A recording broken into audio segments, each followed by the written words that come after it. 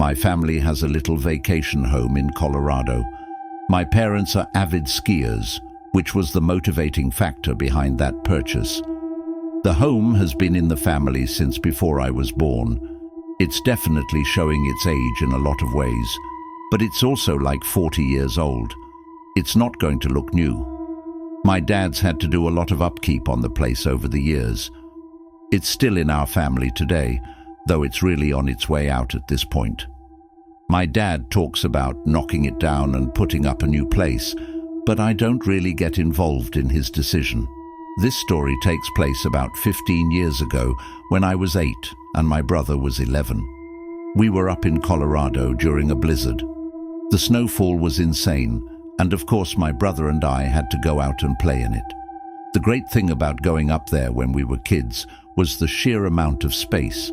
The property has a huge opening with woods surrounding it in all directions. There's a dead-end road that goes downhill, leading to a few more almost equally big properties. It's the perfect layout for hide-and-seek, snowball fights, or any number of games like that. My brother Josh and I went out in our snow gear to play our snowball fight game with our own little custom rules. Basically, we'd set up 2 forts. We could pick our forts to be anywhere, but we had to tell each other where we were picking.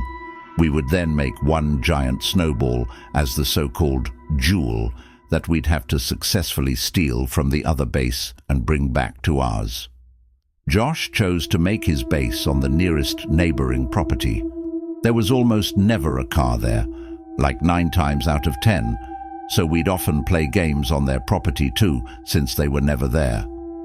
What we'd do is build little walls to emulate a fort, and then put the big snowball behind the walls. To get to each other's bases in this game, we could either cut through the woods or take the road up or down to get to the opposite fort.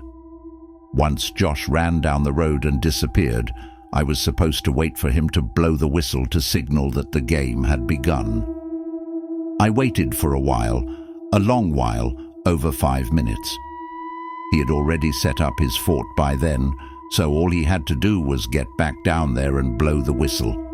When it hit around the 10-minute mark, I decided I probably just couldn't hear the whistle from where I was. I started plotting my route. Was it better to go through the woods or down the road? I opted for the road because, honestly, going through the woods during a blizzard at 8 years old was a scary thought. I started trudging through the unplowed snow on the ground as flakes of snow blew into my face. With the amount of layers my mom made me put on, though, I wasn't cold at all. As I approached the driveway to the neighboring property, I looked through the trees and didn't see Josh over there. With all the brush and trees bare in the winter, it was quite easy to see through the woods. So I cut into the property through the trees to kind of sneak in, but Josh was literally nowhere in sight. I saw his fort, so I looked around, and when I could confirm he wasn't anywhere nearby, I approached his fort to grab the jewel. Before I could, I heard a woman's voice yelling out, "Excuse me, are you looking for your brother?" I turned in the direction it came from, and it was an older woman at the front door of the neighbor's house. I called back that we were playing a game. She responded with, "Your brother isn't here." I was very confused. I started walking towards the front steps of the house, and as I got closer, the woman's face became clearer. To my 8-year-old mind, she looked a lot older than she probably was. As I approached the house, I noticed someone looking out at me from one of the upstairs windows. For a second, I thought it was Josh. It was someone with half their face covered, presumably by a black beanie, and the bottom part of their face was hidden below the window. I also noticed another trail of footprints leading to the front door. They had to be Josh's. The woman was giving me a very creepy smile. I remember that feeling of my heart dropping for some reason. She waved me inside, telling me to come in and get out of the cold. I stopped dead in my tracks and screamed, "Josh!" but there was no response. The woman stopped smiling. She didn't expect me to do that. I also noticed that the other trail of footprints doubled over. If it was Josh, his footprints turned around and headed back towards the woods. I then heard heavy footsteps from inside the house. They sounded like they were upstairs, coming down. I started to run, and the woman screamed something at me, or someone else, that I didn't understand.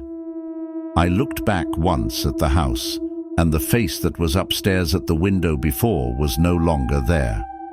I ran off the property, back onto the road, retracing my previous footsteps.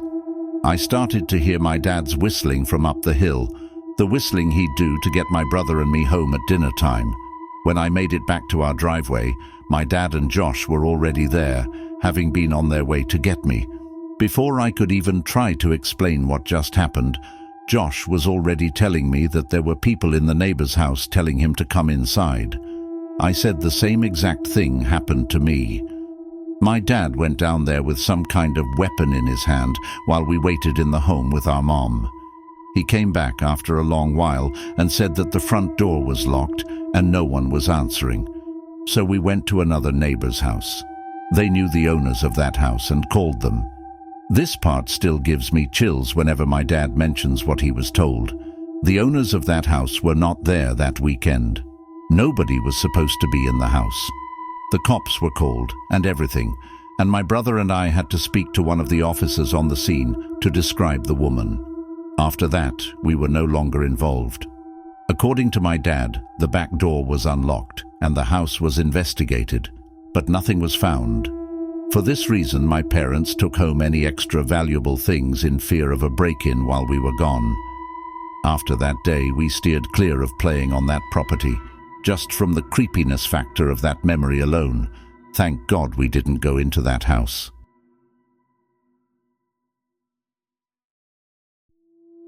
I've been skiing for as long as I've been able to walk.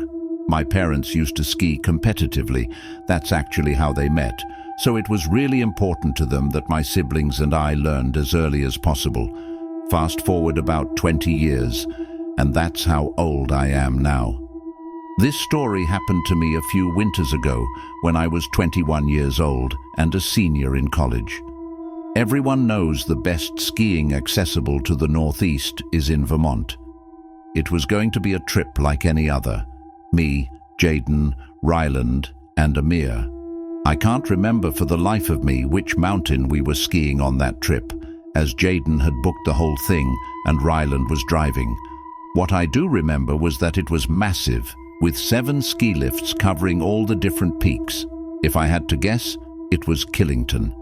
We skied nearly 2 full days, and I'm sure there were still trails we missed. That's how big it was. On the second day, after skiing the day before, we had a pretty good grasp of the trails we enjoyed. This day would mostly be about testing ourselves and pushing the limits. As per tradition, I'd also be lying if I said we didn't have a handful of fireball shooters to liven things up. We were having an extremely enjoyable trip. The double blacks never got boring, and racing down each slope was its own little game. We had maybe an hour left until the lifts closed. We were all exhausted, but knew that as soon as we hit the road to head home, we'd instantly miss the mountain again. We were contemplating how we would end the trip at the top of the lift when 2 girls without helmets made their way over to us. Now, this might sound a little odd to some people, but I wouldn't be doing the story justice if I left out this detail. The girls, 1 brunette and 1 blonde, were drop-dead gorgeous, and I don't say that in any strange way. They were just objectively 2 of the most beautiful women I'd ever seen in person. It was disarming. They introduced themselves as Taylor and Devon, and we started making small talk. They basically told us that they were bored because the mountain was full of older folks, which was actually something I had remarked to my friends about the day before. It made sense why they approached us, a group of young guys that seemed around their age. Devon seemed like a really seasoned skier, as she kept asking Amir all these technical questions about his skis. Amir and Ryland actually owned their own expensive skis, as opposed to renting like Jaden and I always did, which the girls seemed to be impressed with. Taylor made a comment about our shooters, and we jokingly told them that the alcohol unlocked our true ski potential, or something dumb like that, which they found funny. To our surprise, Devon pulled out an unmarked bottle and taunted us, calling us soft for sticking to a drink as tame as Fireball. The four of us welcomed the challenge and happily swigged from their bottle, which I could tell sent Ryland a little over the edge. He tends to drink more than he can handle, so this wasn't too surprising. I made a note not to drink too much because something about this whole situation just rubbed me the wrong way. I still had trouble believing that these two girls would want anything to do with some dumb kids like us, especially since we were all wearing helmets and our faces weren't exactly visible. Things were going really well, though. Amir was being his usual overly flirtatious self, but Taylor seemed like she was into it, so I didn't complain. I figured we were just going to spend the remainder of our time on the slope with these girls, which I didn't really mind too much. Hell, maybe they knew something we could do after the slopes closed. Just then, Devon asked us if we had skied down a trail called Devil's Forest, a name I definitely didn't recognize. Our other friend, Chase, would have had the trail map memorized, as he's literally a walking GPS, but he wasn't with us. We told them we hadn't, and they explained that it was a glade trail that's a little obscure and rarely open. For those who don't know, glades are basically trails that extend in between trees so that you're skiing through a forest. We actually enjoyed skiing glades more than anything else, so this Devil's Forest trail piqued our interest. We told them we were game, and they motioned for us to follow them. We reached a choke point on our skis, and they told us to take them off because we had to walk slightly uphill for a short while. I could tell we were in a relatively desolate part of the mountain, as the snow was perfectly fresh, and there was no one around. The thought of an adventure was kind of invigorating, though, so I thought nothing of it. Drunk and curious, we clipped our skis off and followed the girls up the mountain. Amir and Ryland ran ahead, presumably to flirt some more, while Jaden and I hung back to give them space. As we followed, I could tell Jaden looked a little wary, so I asked him what was on his mind. I like to think of us as the rational, level-headed ones in the group. Amir was too unpredictable and impulsive, and Ryland would follow a girl off a cliff if she led him. Jaden said it was weird that this supposed trail would be inaccessible from a ski lift, which I agreed with. I had never had to walk uphill to reach a trail before. We agreed to keep a keen eye on things. What could two girls do to a group of four big guys anyway? They led us into the forest, and the terrain finally started leveling out. Jaden and I caught up with the group, and it was apparent that Ryland and Amir had both made considerable progress. Ryland had his arm around Devon, who was smiling and laughing. They pointed in the same direction we had been traveling, which had all of a sudden become a downward slope. I sighed, knowing this was another instance where we could have used Chase's help. He would have known exactly where we were and where this trail would have led. Jaden was still skeptical and asked the girls if they were sure that this was a real trail. They responded yes, and told us that it would also take us right back to the lifts. Before I could say anything, Devon pulled the bottle out again and told us we had to finish it. Amir and Ryland happily took some hefty swigs, but when the bottle got around to Jaden, he said he was drunk enough. As soon as he spoke, I could have sworn Devon's smile became a really angry scowl for a split second, but by the time I blinked, she was smiling again. I must have been the only one to notice because I looked around at my friends, and their expressions were all normal. She put on a seductive smile and batted her eyes at Jaden, asking him nicely. He reluctantly grabbed the bottle, if just to shut her up. By the time it got to me, I put the bottle up to my mouth, but didn't actually drink.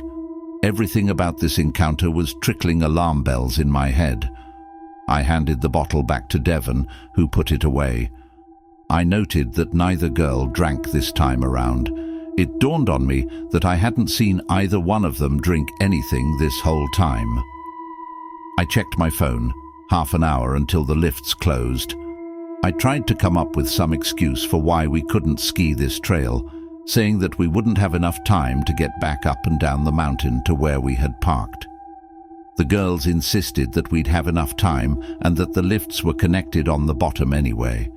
Then, without warning, they told us that we were wasting too much time and took off toward the slope, telling us to follow them if we could. Amir and Ryland immediately followed, clearly hoping for a favorable outcome at the bottom. Jaden and I obviously didn't want to, but we figured we had no choice but to follow, so that's what we did. I let Jaden lead the way because, after all, this was still a challenging-looking slope, and skiing in the forest is no joke. I'm not sure what I was expecting, but when we made it to the bottom, I was relieved. The four of them were at the bottom of the slope, laughing and flirting like they had been before Jaden and I caught up with the group. But something was wrong. There wasn't a lift in sight. We were still surrounded by forest on all sides. I sternly asked the girls where the lift was, and they told me to stop worrying and that it was close by. Then they said they'd take us there in a few minutes.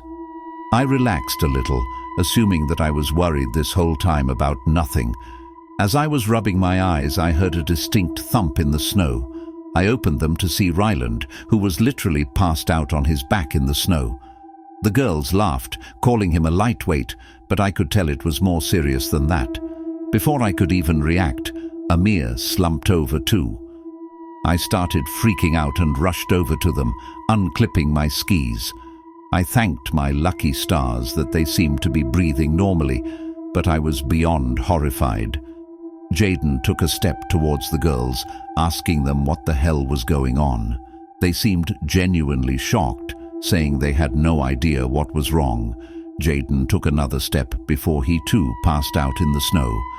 I stared in shock, still trying to wrap my head around the gravity of the situation. I just couldn't fathom that this was happening to us. My head started spinning, and I was sure that I was next. The girls had stopped pretending by now and looked at me like they were waiting for me to pass out. I felt myself getting dizzy, so I sat down in the snow even though I wanted to stay on my feet. I demanded to know what they had given us. They didn't respond, or even move for that matter. I yelled at them over and over again, but they still didn't react. I wanted to get up, but I quite literally couldn't stand. I didn't pass out though. I kept my eyes open the whole time. Eventually, Taylor turned to Devon and said something along the lines of, "He must have not drunk enough." She looked more pissed off than anything. Devon cursed before telling Taylor that they had to go. I was still frozen.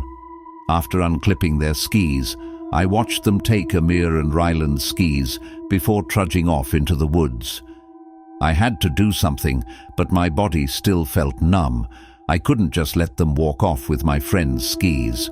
I knew they wouldn't be able to move that fast, carrying 2 sets of skis each, especially through the snow. Another few minutes passed, and I started to regain control of my body. I stumbled after their tracks in the snow, but it was actually freakish how far they'd gotten, even with all that added weight. Eventually, I turned a bend and saw them in the distance, way ahead of me. I figured as long as I kept them in sight, I'd be able to track them down. I followed for a couple of minutes, and that's when things got crazy. The forest gave way to a clearing, which I could see turned into a road. We must have literally been on the opposite side of the ski mountain, which made sense looking back. That's when I noticed the van parked in the distance. I stopped in my tracks at the edge of the woods. The side of the van opened, and 4 big-looking dudes stepped out to intercept the girls.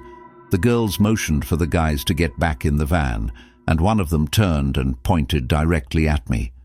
That's when I realized I was in too deep, and also felt like an idiot for leaving my helpless friends unconscious in the woods. The guys from inside the van seemed to be debating whether or not they should leave or chase me, and I wasn't waiting another second. I started wobbling back the way I came, knowing I'd be able to find my friends on account of the tracks I left behind in the snow. I found them still passed out. I figured Jaden had had the least to drink, so I tried shaking him awake first. After a couple of handfuls of snow to the face, he was awake enough to talk. I told him what had happened, still in shock. We tried waking Amir and Ryland up, but had no luck. Jaden and I figured we had no better option than praying those guys didn't decide to track us down, but they never came. I might not be telling the story if they had. We waited about an hour for our friends to wake up, and when they finally did, we told them everything. We had a million questions. Who were those girls? Who were those other guys? What were they going to do to us? It was chilling, imagining what could have happened had I not been quick enough to pretend to drink. The best-case scenario was that we would have just woken up robbed, but even that would have been horrible. Something tells me that no one would go to those extremes just to rob some broke, college-looking kids. Besides, who really keeps valuables on them when skiing? I guess Amir and Ryland's expensive skis were worth stealing, but it still felt like overkill. Plus, how would they have even known that we had expensive skis with us, as opposed to renting? Things didn't make sense. Finding the car was hell. Reporting it to the police was hell. The drive back home was hell. The people running the mountains swore they'd identify those people, but we obviously had to get back on the road and couldn't verify that. The police took it a little more seriously and told us we'd be updated should anything come up. I think it even made local news, but it's been years now, and they obviously never found anything. To this day, we have no idea what kind of drug they even gave us. Nothing online described anything that was so effective so quickly, especially in a moderately small amount. Our best guess was that the substance was a mix of drugs, which makes sense because all my friends were feeling kind of woozy after they woke up. Those girls, and whoever else was behind the whole thing, were some sick people. I can only hope it was just an elaborate robbery and nothing more.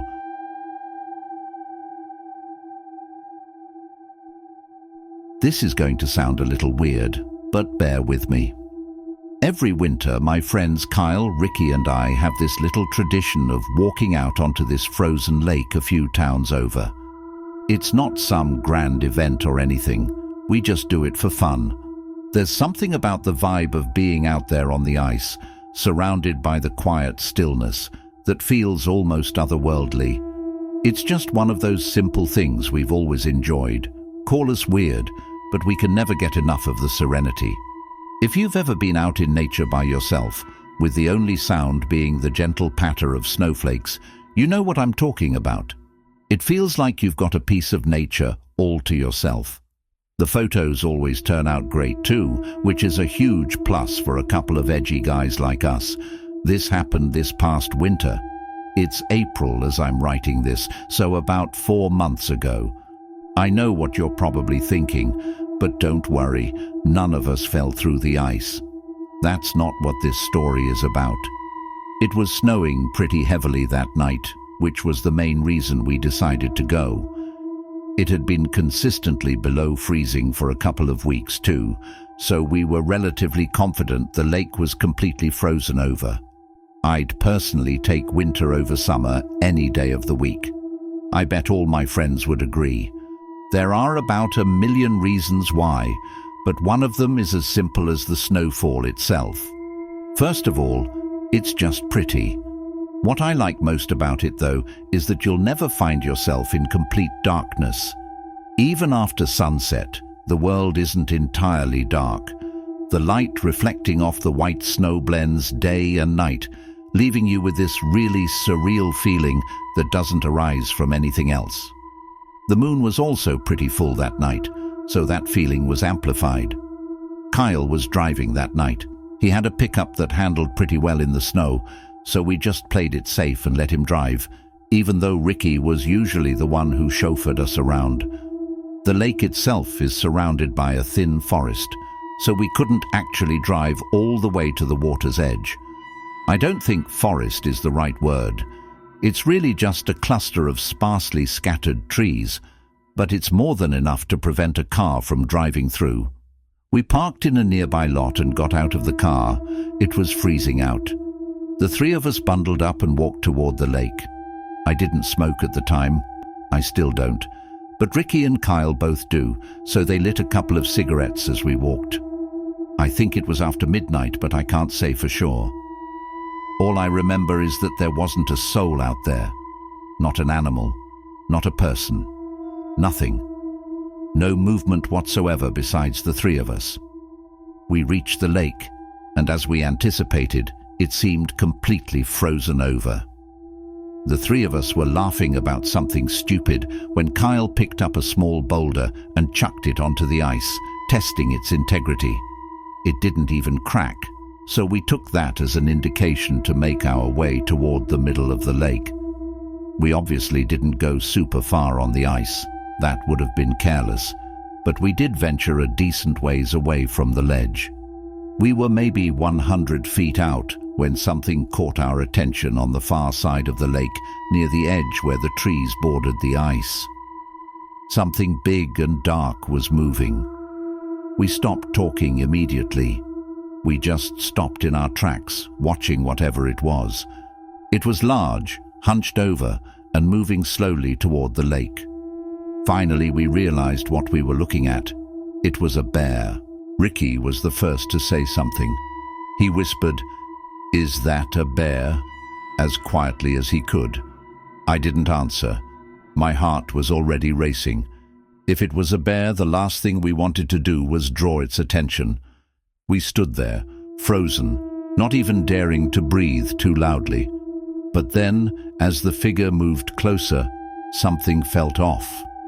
The way it walked wasn't quite right, too upright, too human. It also looked like there was something dragging behind it. Nothing about it made sense. It was one of the most bizarre things I'd ever seen, and that's when it straightened up completely and we realized the truth all at once.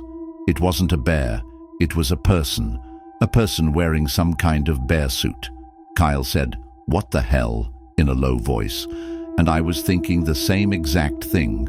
I know it doesn't sound scary in a generic sense, but if you had been there, you would have been terrified too. I tried to respond, but the words wouldn't come. I don't know if I was more afraid or confused, but something told me to stay quiet. The figure kept moving toward the ice, dragging something behind him. At first it was hard to tell what it was. The snow blurred the details. But as he got closer, I realized he was holding a rope that was attached to the thing he was dragging. A few moments later, we could see it more clearly. It was a small black bag. It looked like a smaller-sized garbage bag, if they even made those. Either way, it was chilling. We stood there, unsure of what to do. My mind was screaming at me to turn around and leave, but my body felt paralyzed. I couldn't move. I don't think Ricky and Kyle were too keen on turning around and leaving, either because neither one of them flinched. I probably wouldn't have left right then, even if I hadn't been so scared. I needed to know what that person was doing. And then, as if the situation couldn't get any stranger, the man unzipped and stepped out of the bear suit. Seeing him as a person didn't make things any better. He wasn't particularly large or intimidating, but there was something unsettling about him. We watched as he bent down, presumably to pick up a rock, but I couldn't tell from so far away. And then the sound started. He knelt down, holding what looked like a rock, and began repeatedly slamming it into the ice. It might have been placebo, but I swear I could feel the vibration in the ice even from the distance.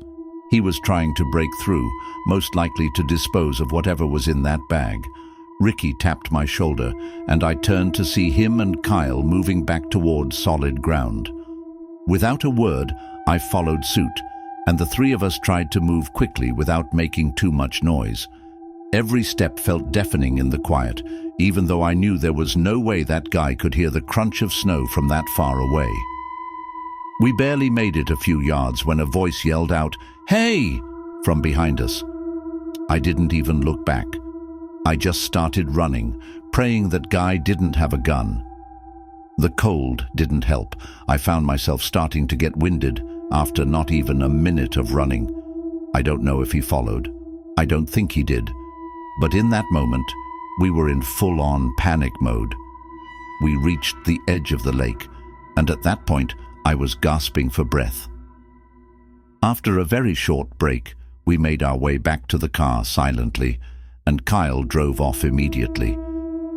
None of us had any idea what we had just seen.